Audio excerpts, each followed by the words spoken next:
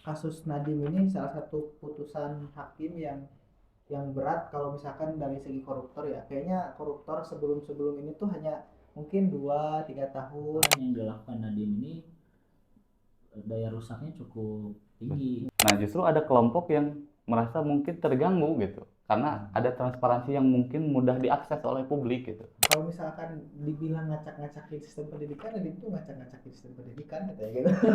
Dan mungkin itu yang dikehendaki oleh Jokowi. Mempertanyakan apakah di kemudian hari ada campur tangan seorang presiden. Nadiem bilang kita percaya pada raksasa gitu ya, pada yang besar gitu. Sebenarnya ini juga cacat berpikir nih. Ya kenapa Nadiem tidak menggunakan audit BPKP gitu? Apakah itu juga sudah dimanipulasi dan tanda kutip ya, dalam dimanipulasi dan lain sebagainya? Dia orang yang tidak tahu bahwa dia itu salah. Apakah ini juga hasil settingan gitu, dissenting opinion ini gitu? Dari beberapa aktivis pendidikan itu justru menuntut Nadiem, ya. Menganggap Nadiem itu bersalah. Pak Nadiem itu baik dan sebagainya. Ini bukan sekadar baik atau tidak gitu kan, ini bersalah atau tidak gitu kan, dia melakukan korupsi atau tidak. Baik Mas, Setia Novanto juga baik sebenarnya. Jadi ini terkait dengan salah satu partai yang dapat untung.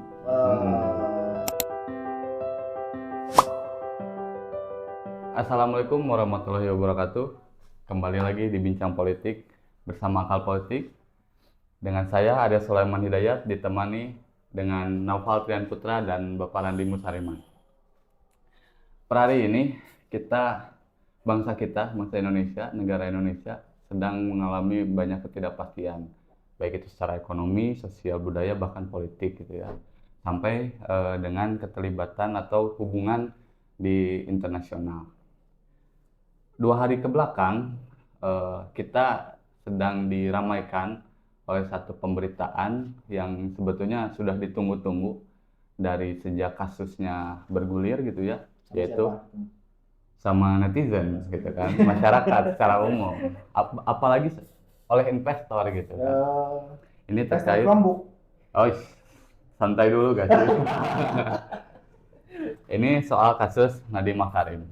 Pertanggal 30 kemarin Nadiem Makarim itu sudah divonis ya 10 tahun penjara dengan uang pengganti sekitar 809 miliar gitu ya, dan denda membayar sekitar 1 miliar yang kalau tidak dibayarkan itu diganti dengan hukuman penjara gitu ya. Nah, soal kasus Nadiem Makarim ini sebetulnya banyak pro kontra, tetapi makin muncul di sosial media ketika kemarin vonisnya sudah dikeluarkan gitu ya.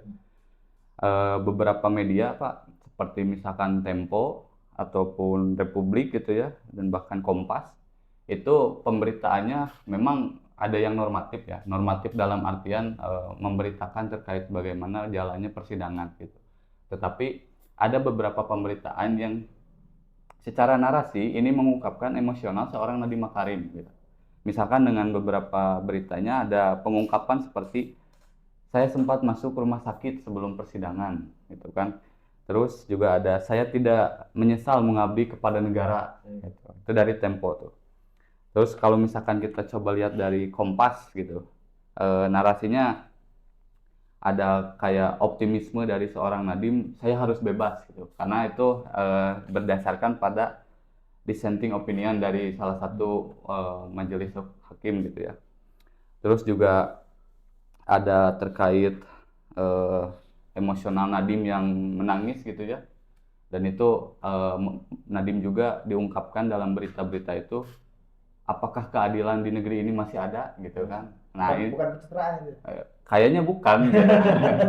tapi kalau kita lihat secara apa ya, look gitu ya, itu ada beberapa berita yang menyatakan kalau Nadiem ini tulus hatinya, sehingga dia mengeluarkan air mata kesedihan pun seolah-olah betul-betul dari hati gitu, terhadap kondisi bangsa gitu.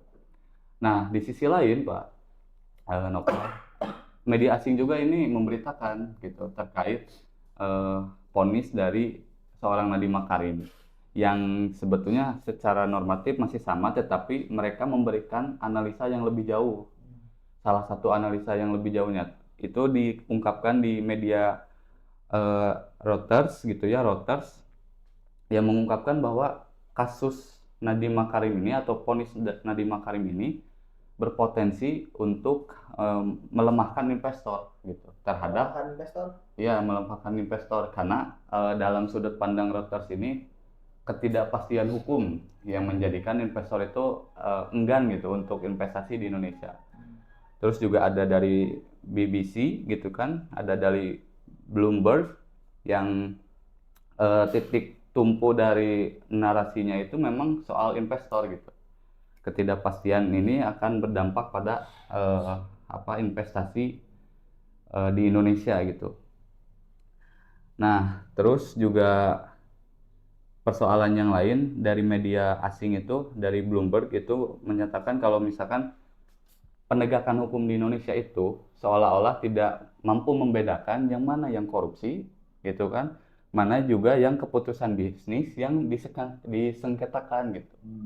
Nah, ini jadi perdebatan di media nasional juga gitu ya di Indonesia karena kasus vonis dari Nadiem Makarim ini sampai ke asing gitu ya, dalam artian media luar gitu. Nah, kalau kita ini berdasarkan analisa gitu ya, juga ada fakta lain Pak. Jadi IHSG setelah vonisnya IHSG Nadiem, apa sih? indeks harga saham gabungan, Oh, ya. gitu kan. Ini turun, jadi yang sebelumnya itu di 5.820.73 ini nominal konkretnya ya, Ya. atau angka konkretnya gitu, turun sekitar 2,59%, jadi 5.670-an. Turunnya sama seperti Pak Prabowo pidato ya. Ini juga ada sangkut pautnya. Nah, terus juga ada pemberitaan di media itu terkait investor yang kemungkinan akan pergi dari Indonesia. Jadi kan kalau media asing itu memberitakannya bahwa investasi di luar enggan untuk masuk, kalau media nasional itu berbicara kemungkinan investor yang ada di dalam pada keluar gitu. Nah, gara-gara ketidakpastian hukum ini. Salah satunya mungkin investor Chromebook. Salah satunya pasti itu. Nah, namun konteks media sosial kali ini, apalagi setelah vonis itu muncul bukan satu tagar, tapi satu perbincangan terkait dengan mekanisme persidangan, yang katanya kalau misalkan kita lihat secara historis, setelah vonis gitu ya, majelis hakim itu akan menanyakan kepada terdakwa gimana tanggapan terdakwa, yang memang ditanyakannya itu bukan kepada langsung terdakwa tapi kepada jaksa gitu ya, atau kuasa hukum. Nah, tapi pada konteks yang Nadiem, setelah vonis dibacakan, majelis hakim itu langsung menutup persidangan gitu. Nah, media sosial sekarang memperbincangkan itu gitu. Jadi mengesampingkan potensi yang akan terjadi bagi Indonesia dengan memfokuskan pada persoalan persidangan, mekanisme persidangan gitu. Dan ya itu Penggiringan opini juga itu. termasuk penggiringan opini, soalnya perdebatan atau diskusi di media sosial jadi berubah gitu, pasti berubah banget itu. Tapi selain dari itu, saya melihat kasus Nadiem ini salah satu putusan hakim yang berat kalau misalkan dari segi koruptor ya. Kayaknya koruptor sebelum ini tuh hanya mungkin 2-3 tahun gitu, terus denda berapa ratus juta, jarang ada yang sampai MM-an gitu, terus ada yang ganti rugi gitu, ganti rugi berapa. Kayaknya kalau misalkan berdasarkan beberapa presiden kemarin gitu, harusnya kayaknya 10 tahun ini cukup berat untuk kalangan kalau misalkan kita anggap koruptor lah gitu, terus atau sidang tindak pidana korupsi gitu kan, tindak pidana korupsi. Kalau saya lihat ini gini kan, banyak juga di media sosial tuh saya lihat di komen-komennya, oh cuma ini ternyata lebih besar daripada korupsi EKTP Hmm. dan apa-apa gitu gitulah kalau misalkan dilihat di media Ya, sosial. kalau saya lihat sih di beberapa pendapat ya menjawab novel ya. Karena beberapa pendapat mengatakan yang dilakukan Nadiem ini daya rusaknya cukup tinggi dan besar. Besar. Gitu. Jadi makanya 10 tahun itu kalau dibandingkan daya rusak ya mungkin masih sebentar sebenarnya. Ya kalau daya rusak nggak apa, maksudnya kalau misalkan lebih besar ya yang korupsi lain juga sebetulnya daya rusaknya tetap ada gitu. Ya. Tapi kan pertimbangan dalam penjatuhan vonisnya itu seolah-olah tidak fair ya gitu. Dan hal ini juga diperkuat gitu ya, dugaannya ada intrik politik gitu. Ada satu kelompok yang memang secara periodisasi waktu Nadiem Makarim menjabat sebagai menteri itu dianggapnya mengambil atau mengganggu jatah gitulah, jatah satu kelompok dalam konteks anggaran pendidikan gitu. Dan yang paling pentingnya itu kan Nadiem Makarim itu kan mencetuskan untuk digitalisasi ya istilahnya gitu. Semuanya nanti berbasis pada transparansi. Nah, justru ada kelompok yang merasa mungkin terganggu gitu karena ada transparansi yang mungkin mudah diakses oleh publik gitu. Kan kalau sebelumnya publik kesusahan lah untuk mencari informasi terkait anggaran pemerintah dan sebagainya. Nah, ketika ada digitalisasi yang memang diusung juga oleh Presiden Jokowi gitu ya, disempurnakan oleh Nadiem. Nah, digital. Nah, ada kelompok yang itu yang merasa terganggu lah gitu. Ya. Sebenarnya saya melihat persoalan mendasar ya. Kan Nadiem ini tidak punya latar pendidikan gitu. Ya. Terus ditunjuk oleh Jokowi dan Nadiem mau. Dan ini juga sebenarnya aneh gitu ya. Kok kenapa yang bukan latar belakang pendidikan terus ditunjuk gitu ya. Di Menteri Pendidikan dan Kebudayaan. Jadi apa sih sebenarnya? Nah, gitu ya. Iya. Ada apa sih sebenarnya kayak gitu. Nah, kalau kita mungkin ini lebih membuka persepsi saja ya. Kalau Nadiem itu kan dalam kasus yang sekarang atau yang kemarin divonis itu ada posisi di mana Nadiem itu sebelum jadi menteri sudah membicarakan terkait perkembangan pendidikan. Salah satunya juga terkait dengan Chromebook gitu ya. Yang kalau kita lihat dalam konteks persidangan itu muncul di grup WhatsApp gitu ya, yang membicarakan hal itu. Sehingga ketika Nadiem ditunjuk gitu ya, mungkin saja gitu. Awalnya itu dari pembicaraan itu gitu. Jadi mungkin Presiden Jokowi itu waktu itu melihat Nadiem ini visioner gitu kan, misalkan visioner karena atau mungkin Presiden Jokowi waktu itu punya kepentingan itu akan mulus dengan Nadiem. Nadiem, sepertinya kalau kita lebih dalam ya. Karena saya juga melihat bahwa Nadiem sepertinya ya, kalau misalkan mewakili partai kan dia juga bukan anggota partai juga. Partai. Kalau misalkan kita mewakili kekuatan-kekuatan tertentu di kabinet gitu. Dan saya juga ya tadi mungkin bisa jadi kata Pak Randy bahwa ada salah satu hal yang membuat pokoknya kalau misalkan Nadiem ada kayaknya itu lebih gampang deh gitu. Iya. Kan persoalannya gini ya terkait Chromebook itu dalam beberapa sumber kan Chromebook ini sebenarnya tidak disarankan. Hasil penelitian dari periode sebelumnya di bawah kepemimpinan Prof Muhajir itu mengatakan Chromebook ini pasti gagal. Betul. Di Malaysia juga begitu, gagal. Nah, ketika ditanya ke Nadiem bilang kita percaya pada raksasa gitu ya. Ada yang besar gitu. Sebenarnya ini juga cacat berpikir nih kalau kita ini ya. Seolah-olah yang besar itu pasti berhasil. Nah, ini juga sekelas Nadiem kok bicaranya kayak gini. Ini juga aneh gitu ya.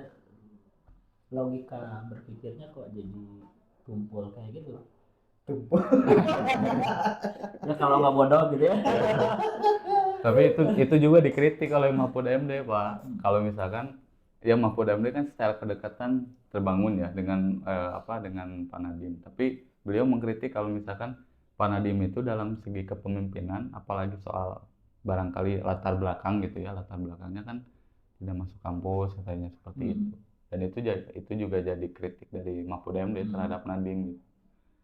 Dan kalau misalkan ngambil dasar dari sana gitu, ya kepentingan waktu Chromebook itu mungkin ini bayangan saya, Jokowi itu ingin masuk kepada pihak luar, dalam konteks ini adalah oligarki misalkan ya, kita sebut oligarki, untuk masuk aksesnya gitu dengan konteks Chromebook gitu.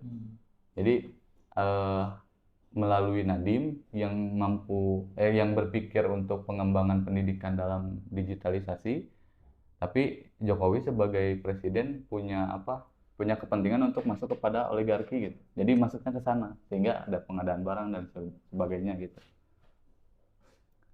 Jadi saya jadi bertanya gini. Jadi Nadiem ini apakah orang yang memang katakan misalkan dia pintar kan urusan farmasi segala macam, tapi dia cuma pintarnya itu aja gitu lah. Jadi dia nggak bisa berpikir yang lain, dia cuma berpikirnya itu aja gitu ya.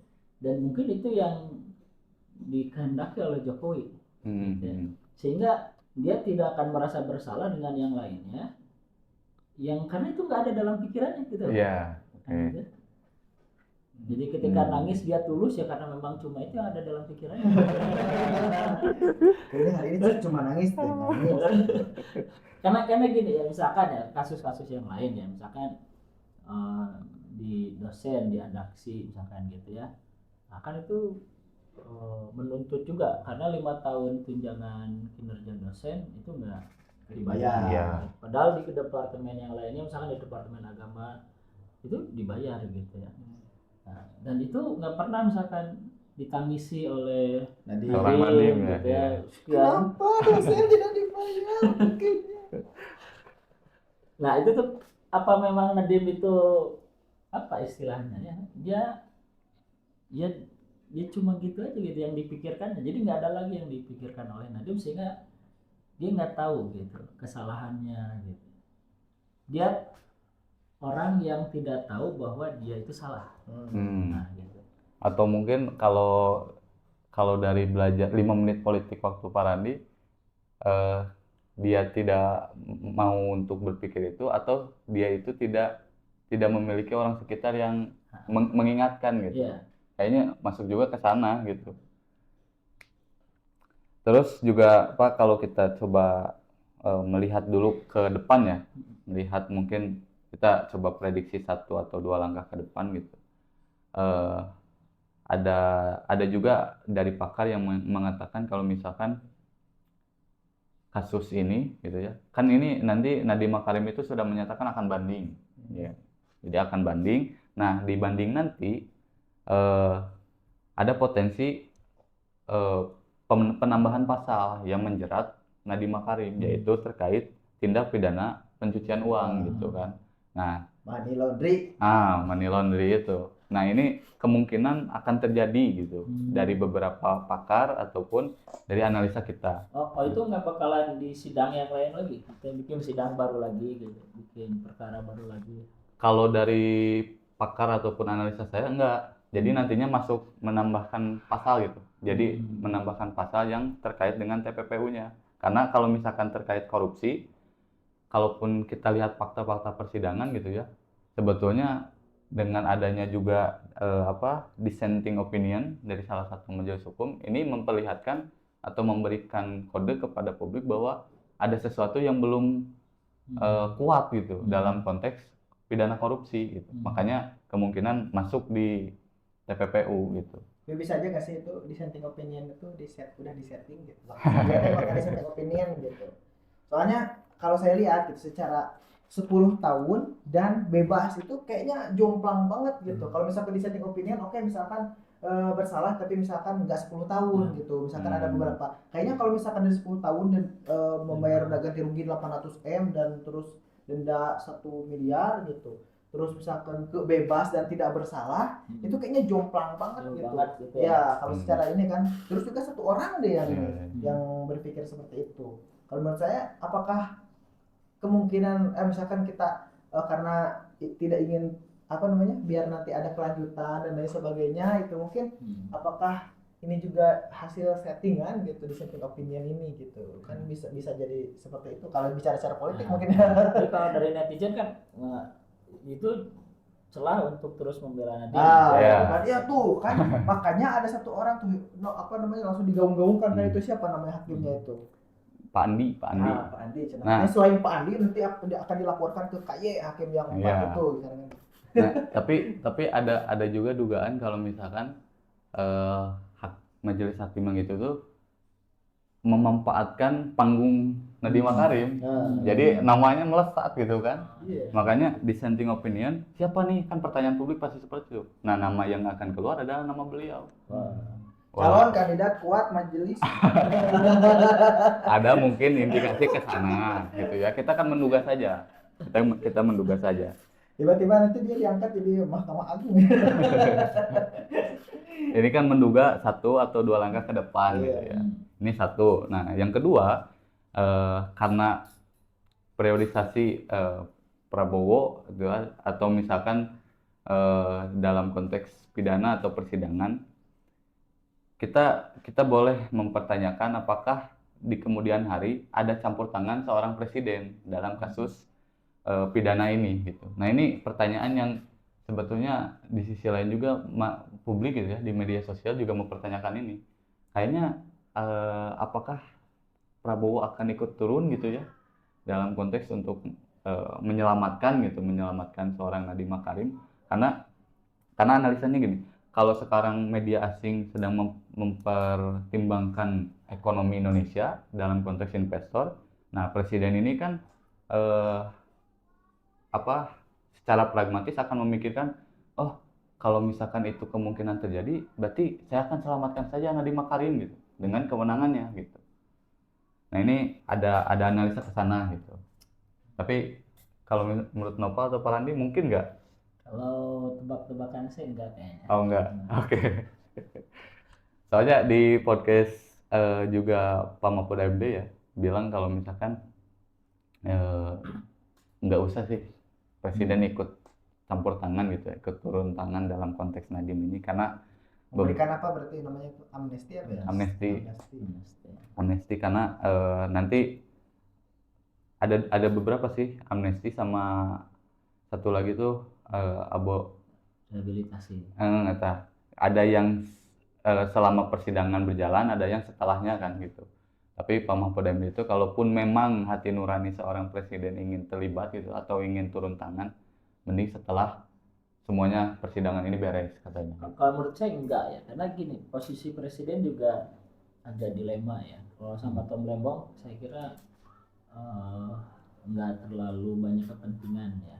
Tapi misalkan gini, dari beberapa aktivis pendidikan itu justru menuntut Nadiem ya. Menganggap Nadiem itu bersalah. Dari banyak aktivis pendidikan seperti itu. Nah, jadi kalau misalkan presiden memberikan itu, ini akan melukai grassroots aktivis pendidikan yang banyak, dan itu secara potensi politik juga akan ya setidaknya mengurangi kepercayaan terhadap Prabowo. Atau mungkin kalau misalkan itu terjadi ya Pak, grassroots terganggu, kritik terhadap MBG ataupun Kopdes kayaknya makin menjadi-jadi kayaknya ya. Soalnya juga kemarin tuh waktu tanggal 1 ada persidangan juga soal MBG gitu. Dalam artian waktu persidangan itu memang belum sampai vonis, tapi mempersoalkan APBN itu, gugatan tentang APBN yang MBG. Jadi itu berpotensi mengganggu stabilitas negara juga sih kayaknya. Tapi kalau misalkan berbicara investor, apakah sebenarnya kalau misalkan dalam konteks korupsi hari ini ya gitu kan, misalkan berarti kan ini kalau misalkan emang real Nadiem itu kan berdasarkan putusan mah terbukti secara sah dan meyakinkan gitu kan bersalah atas melakukan tindak pidana korupsi. Nah, kalau misalkan bersalah melakukan korupsi, sebenarnya itu ini jadi angin segar nggak sih sebenarnya kalau misalkan untuk dunia investor gitu? Karena kan berarti koruptor-koruptor udah ditangkap Ya. nih sebenarnya gitu. Ya, Terlepas dari misalkan- opini publik gimana gitu kan? Misalkan Microsoft jadi seneng kan? Nah, gitu kan. Kan kemarin Iya, Microsoft. Microsoft betul. Kan, waktu itu kan akhirnya sudah ditentukan kalau dari yang lain ya ada kabar nggak ada apa persaingan, ya udah pokoknya Chromebook ya. gitu.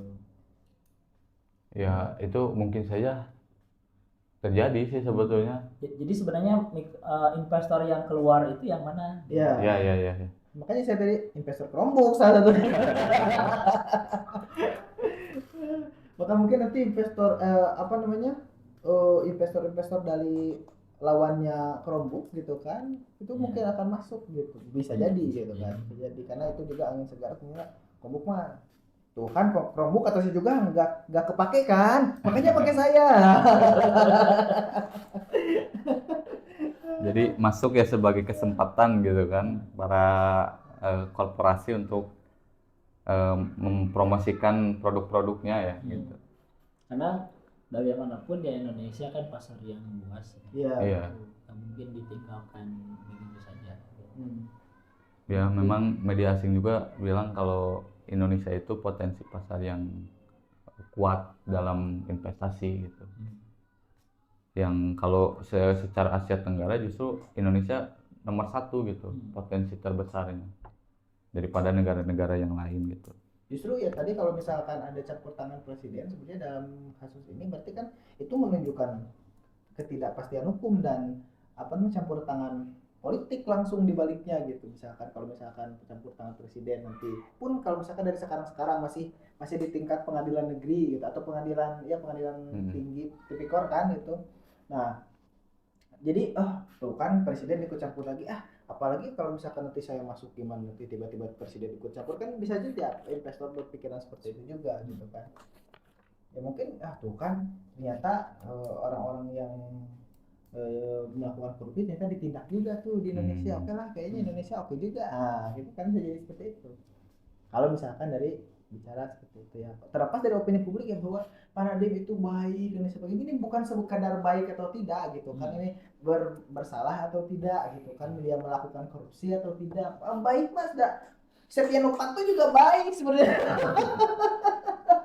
Tapi kan dia berkorupsi di EKTP gitu dia juga baik sebenarnya di mungkin olah keluarganya dia dianggap baik gitu kan dan sebagainya itu misalkan baik dan buruknya itu bukan satu penilaian terhadap inilah gitu kan misalkan ya tinggal dibuktikan saja gitu harusnya ya banyak kritik sebenarnya terhadap Nadiem ya bukan sebagai sosok pribadinya tentu kita melihat Nadiem ya tapi dia sebagai menteri pejabat publik kan gitu ya misalkan terkait dengan tata laksana di kementerian ya karena dia sendiri yang mengungkapkan bahwa dia punya tim bayangan yang kemudian itu dikoreksi oleh Nadiem caletat jangan slip tong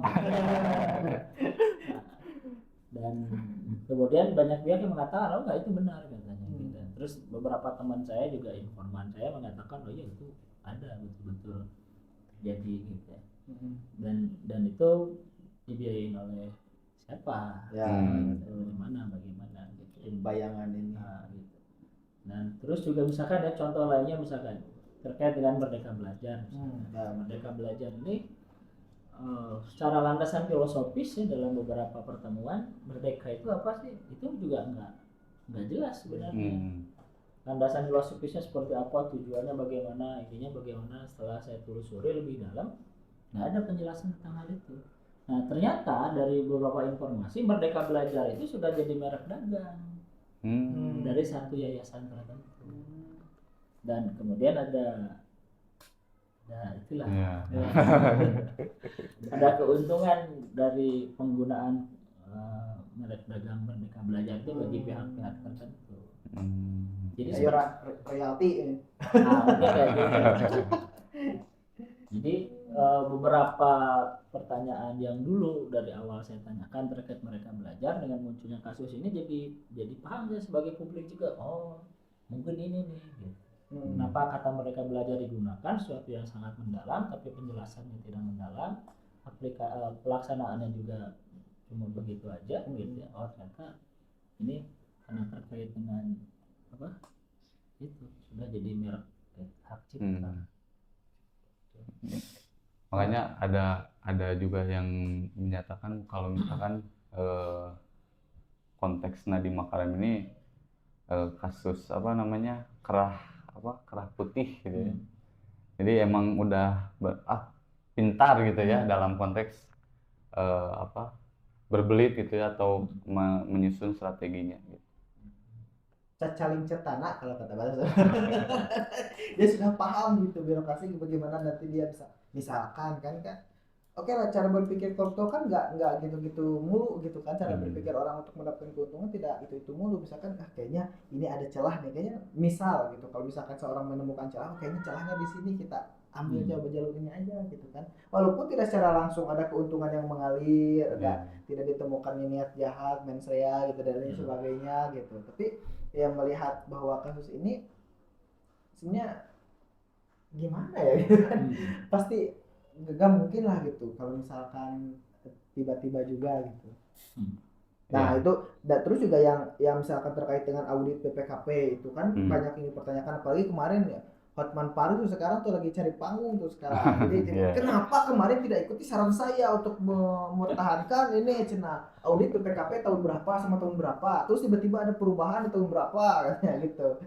Nah apakah sebenarnya gitu kan, kalau kita lihat tuh apakah sebenarnya audit BPKP ya kenapa Nadiem tidak menggunakan audit BPKP gitu, apakah itu juga sudah dimanipulasi dalam tanda kutip ya, dalam dimanipulasi dan lain sebagainya ketika dia punya kuasa kan, dia punya duit tau enggak? Ya ingat tuh siapa yang ngomong. Siapa?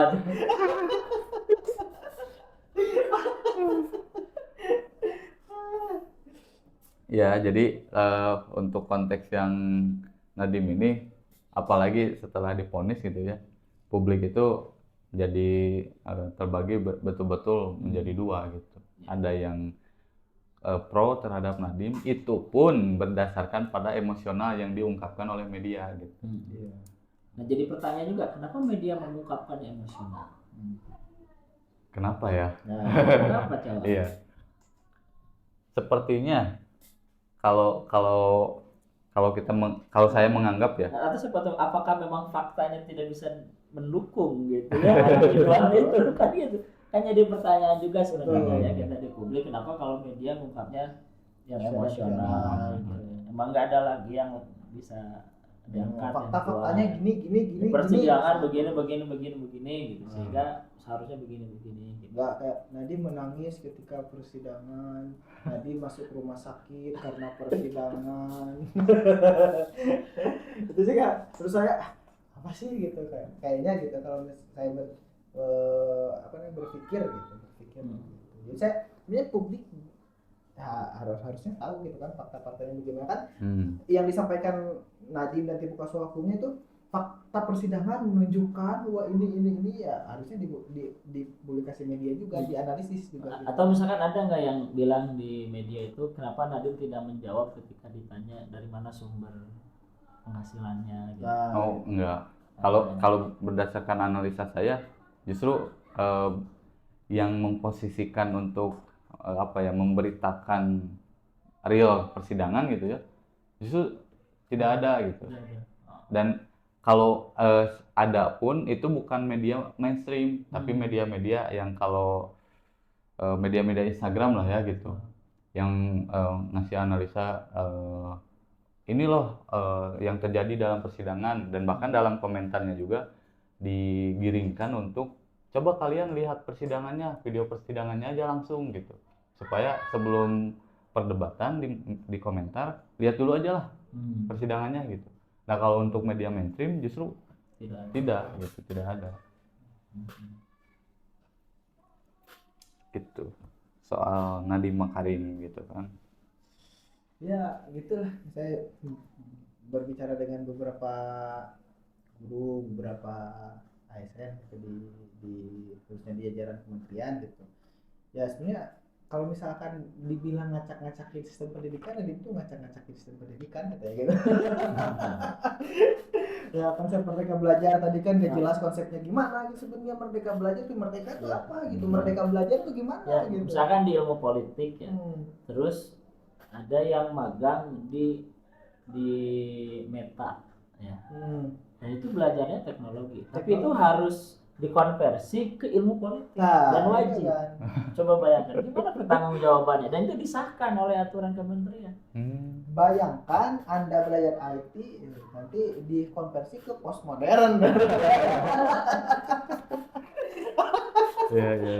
Dan itu dibiarkan gitu. Dan diwajibkan juga kan? Ya, Wajib konversi itu. ya wajib konversi, harus wajib konversi. Jadi kalau misalkan Nadiem pintar harusnya dari A sampai Z udah siap kalau siap. misalkan, tapi ini enggak gitu. Yang jadi malah acak-acakan jadinya. Iya. Sistem pendidikan. Berarti sampai sekarang itu token belum nggak dibayar-bayar kan? Ya, sedang diperjuangkan.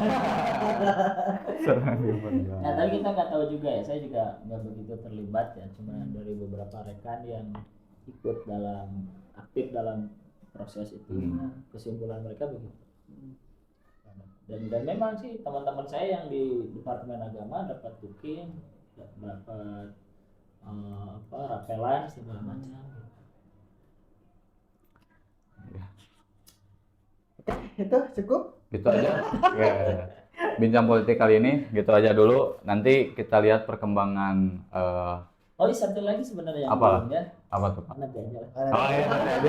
Oke. Nah, tapi Nanti sebelumnya kemarin ini adalah usulan dari para penonton yang berakal. Betul dari sekali. Ini harus bahas Nadiem dong Pak. Nah, ini dibahas. Anda kalau tidak nonton. Oh, ya, ini buat itu aja ya buat Iya. Nah, jadi ada ada argumen juga kenapa ini sebenarnya diangkat. Jadi ini terkait dengan salah satu partai yang dapat untung. Ini info dari informan lah ya. info A1 ya.